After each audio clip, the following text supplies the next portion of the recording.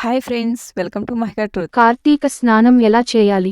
ఎప్పుడు చేస్తే ఫలితం ఉంటుంది?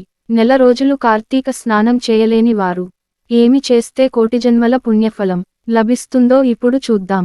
2023 నవంబర్ నుండి కార్తీక మాసం ప్రారంభమవుతుంది. మాసాలలో అత్యుత్తమ మాసం ఏది అంటే కార్తీక మాసం అనే చెప్పాలి.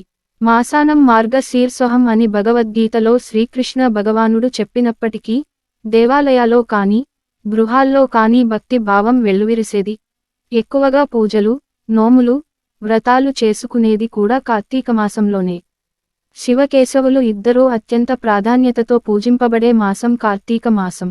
పౌర్ణమి రోజున చంద్రుడు ఏ నక్షత్రానికి దగ్గరగా వస్తాడో ఆ నక్షత్రం పేరుతో తెలుగు మాసం పిలవబడుతుంది. చంద్రుడు పూర్ణిమ రోజున కృత్తికా నక్షత్రానికి దగ్గరగా ఉంటాడు కాబట్టి ఈ మాసానికి కార్తీక మాసం అని పేరు వచ్చింది. కార్తీక మాసంలో కృతిక నక్షత్రాలు సూర్యోదయానికి ముందే అంటే తెల్లవారుజామున తూర్పు దిక్కున కనిపిస్తాయి. కార్తీక మాసం అంతా పండుగలే. బలిపాడ్యమి, భగిని హస్తభోజనం, నాగుల చవితి, ఉద్దాన ఏకాదశి, క్షీరాబ్ది ద్వాదశి, కార్తీక పౌర్ణమి మరియు కార్తీక సోమవారాలు ఇలా అన్నీ పండుగ దినములే. కార్తీక మాసాన్ని మించిన మాసం, ఆ వేదాన్ని మించిన శాస్త్రం, ఆరోగ్యాన్ని మించిన ఉత్సాహం, ఆ పరమేశ్వరుణ్ణి మించిన దైవం లేవని మన శాస్త్రాలు చెబుతున్నాయి. కార్తీక మాసంలో ప్రధానంగా చేయవలసింది స్నానం. అదేంటి, మనం ప్రతిరోజు స్నానం చేస్తాం కదా అని సందేహం రావచ్చు. రోజు చేసే స్నానానికి, కార్తీక మాసంలో చేసే స్నానానికి చాలా తేడా ఉంటుంది. ఎవరైతే కార్తీక మాసంలో ఈ 30 రోజులు నది స్నానం చేస్తారో వారందరికీ కూడా శ్రీ మహావిష్ణువు యొక్క అనుగ్రహం కలుగుతుంది. మరి ఇంతకీ కార్తీక స్నానం ఎలా చేయాలి? నెల రోజులు కార్తీక స్నానం చేయలేని వారు ఏం చేస్తే కోటి జన్మల పుణ్యం కలుగుతుంది అనే విషయాలన్నింటినీ కూడా ఈరోజు వీడియోలో తెలుసుకుందాం. మన ఛానల్ని ఫస్ట్ టైం చూస్తున్నట్లయితే సబ్స్క్రైబ్ చేసుకోండి, అలాగే ఒక లైక్ కొట్టండి. మీ సపోర్ట్ మాకు చాలా అవసరం. కార్తీక స్నానం ఎలా చేయాలి అంటే, కార్తీక మాసంలో స్నానం చేసేవారు ఉదయాన్నే నిద్రలేచి తులా రాశిలో ఉన్నప్పుడే కార్తీక మాసంలో స్నానం చేయాలి. అలాగే దిగోబంగా స్నానం చేయకూడదు. వస్త్రాలతో స్నానం చేయాలి. ఇది ముఖ్యంగా గుర్తుపెట్టుకోవాల్సిన విషయము. అలాగే స్నానం చేసే సమయంలో శివ శివ అనుకుంటూ లేదా హరినామ స్మరణతో స్నానం చేయాలి. ఈ కార్తీక మాసంలో స్నానం చేసేటప్పుడు సంకల్పం చెప్పుకొని స్నానం చేయాలి. ఈ కార్తీక మాసంలో స్నానం చేస్తున్నాను, ఆ పరమేశ్వరుడు లేదా ఆ పార్వతీదేవి లేదా ఆ విష్ణుమూర్తి, మీకు ఏ దైవం అయితే ఇష్టమో ఆ దైవాన్ని తలుచుకొని నన్ను అనుగ్రహించు గాక అని సంకల్పం చెప్పుకుని కార్తీక్ స్నానం చేయాలి. కార్తీక మాసంలో మనం స్నానం చేయడానికి ఉపయోగపడేవి నదులు, కాలువలు, చెరువులు, బావులు. ఇవి ఏమీ దగ్గరలో లేకపోతే బకెట్తో నీళ్లు రాత్రంతా వెన్నెలలో ఉంచి స్నానం చేయాలి. ఇలా చేస్తే నది స్నానం చేసిన ఫలితం వస్తుంది అని, అంత పుణ్యం దక్కుతుందని మన పెద్దల మాట. ఇక కార్తీక స్నానం ఏ సమయంలో చేయాలి అనే విషయానికి వస్తే, ఈ కార్తీక మాసం అంతా వెన్నెలలో అమృతం నిండి ఉంటుందని, అమృతాన్ని నీరు మాత్రమే గ్రహించగలుగుతుంది. అందుకనే ఈ కార్తీక మాసంలో వీలైనంత వరకు నదులలో, కాలువలో, చెరువులలో స్నానం చేయడో చాలా శ్రేష్టం. తులారాశి గతే సూర్యే గంగా త్రైలోక పావని సర్వత్ర ద్రవరూపేణ ససంపూర్ణే భవతే తదా అనే శ్లోకాన్ని చెప్పుకొని స్నానం చేస్తే ఫలితం సంపూర్ణంగా దక్కుతుంది. అలాగే ఈ కార్తీక స్నానాన్ని ఉదయం తెల్లవారుజాము 4:30 నుండి తెల్లవారుజాము 5:30 లోపు చేస్తే తులారాశిలో చేసినట్టు అవుతుంది.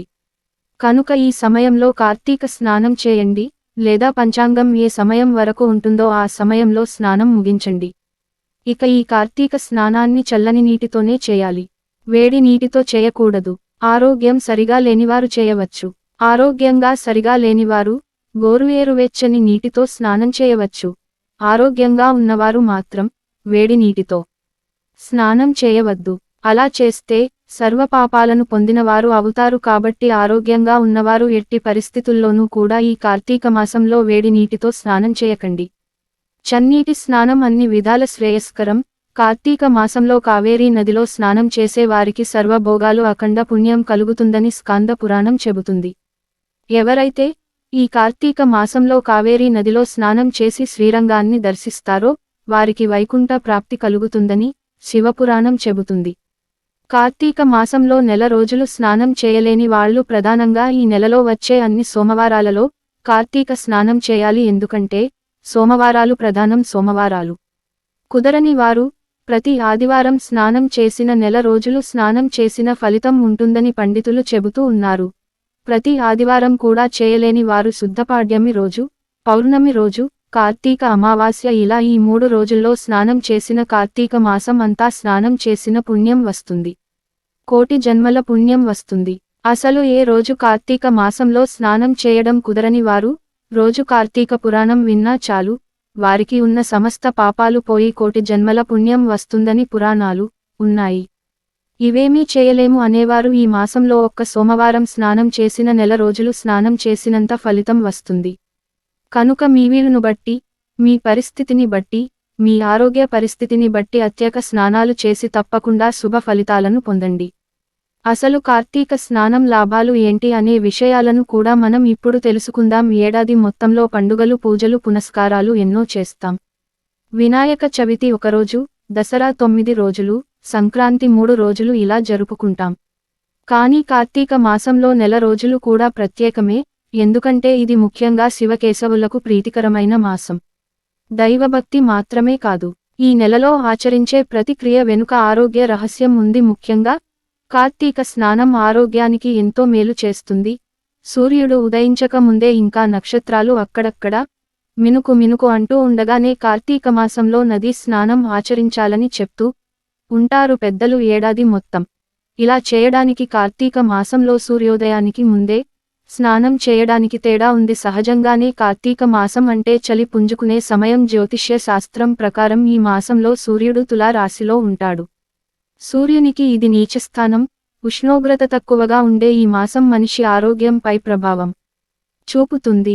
జీర్ణశక్తి తగ్గుతుంది, చురుకుదనం తగ్గుతుంది, బద్ధకం పెరుగుతుంది, శరీరంలో నొప్పులు ఎక్కువ అవుతాయి. నరాల బలహీనతలు ఉన్నవాళ్లు చలికి ముడుచుకుని పడుకోవటం వలన ఆ బలహీనతలు ఇంకా పెరుగుతాయి. వీటన్నిటి నుంచి ఉపశమనం కలిగించేది ఈ కార్తీక స్నానం.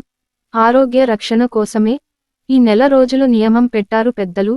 కార్తీక మాసంలో తొందరగా నిద్ర లేవటం వలన సహజంగానే వచ్చే రుగ్మతల నుండి మనల్ని మనం కాపాడుకోవచ్చు.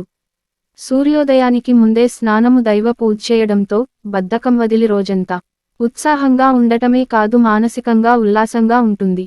అదీకాక ఈ మాసంలో నదీ స్నానం చేస్తారు. నది స్నానం చేయాలంటే నది వరకు నడవాలి, అది కూడా శరీరానికి వ్యాయామమే. ప్రవహించే నదిలో సహజంగా ఉండే ఔషధ గుణాలే కాకుండా నది పరివాహక ప్రదేశాలలో ఉండే మొక్కల ఔషధాలు కూడా నీటిలో కలుస్తాయి. ఈ నీటిలో స్నానం చేయడం ఆరోగ్యానికి మేలు చేస్తాయి. కార్తీక స్నానం చేసి దీపాలను నదిలో వదిలిన దృశ్యాలు మనసుకు చాలా సంతోషాన్ని ఇస్తాయి. కార్తీక మాసం వచ్చేసరికి వర్షాలు తగ్గిపోతాయి. నదులలో ఉద్రిక్తి తగ్గి అందులో ఉండే మలినాలన్నీ కూడా అడుక్కి చేరి నిర్మలమైన నీరు ప్రవహిస్తుంది. సమృద్ధిగా మరియు స్వచ్ఛంగా ఉన్న నీటిలో స్నానం చేసేందుకు కార్తీక మాసమే అనువైన సమయం. జ్యోతిష్య శాస్త్రం ప్రకారం నీటి మీద మానవుల మనసు మీద చంద్రుని ప్రభావం అధికంగా ఉంటుంది. చంద్రుడు ఈ మాసంలో అత్యంత శక్తివంతంగా ఉంటాడు. అందుకే ఈ కార్తీక మాసాన్ని కౌముది మాసం అని కూడా అంటూ ఉంటారు. చంద్రకిరణాలతో ఔషధములతో ఉన్న నీటితో స్నానం చేయటం వలన అనారోగ్య సమస్యలు దరిచేరవు. శరీరంలో ప్రవహిస్తున్న ఉష్ణ శక్తిని బయటికి పంపడమే స్నానం ప్రధాన ఉద్దేశం. మన శరీరము ఉష్ణ శక్తికి కేంద్రంగా ఉంటుంది. ఎప్పటికప్పుడు ఉష్ణ శక్తి ఉత్పత్తి అవుతూ ఉంటుంది, బయటకు పోతూ ఉంటుంది. అలా ఎప్పటికప్పుడు ఉష్ణ శక్తి బయటకి పోతేనే ఉత్సాహంగా ఉంటాము. ఈ ప్రక్రియను ఎలక్ట్రోమాగ్నెటిక్ యాక్టివిటీ అంటారు. భారతీయుల ఆధ్యాత్మిక జీవన విధానంలో కార్తీక మాసంలో చేసి నది స్నానాలకు ఎంతో ప్రాధాన్యత ఉంది. అయితే ఈ మాసంలో నది స్నానం చేసేటప్పుడు కొన్ని నియమాలను పాటించాలి. అవి ఏమిటి అంటే రాత్రి సమయంలో ధరించిన వస్త్రాలతో నదులలో స్నానం చేయకూడదు. ఉదయాన్నే లేచి రాత్రి ధరించిన వస్త్రాలను తొలగించి మళ్లీ శుభ్రమైన వస్త్రాలను ధరించిన తర్వాత స్నానం ఆచరించాలి. కార్తీక మాసంలో నది స్నానం చేయడం కుదరని వాళ్లు రాత్రి వెన్నెలలో బకెట్ నీళ్లను ఉంచి ఆ నీటితో ఉదయాన్నే స్నానం చేయండి.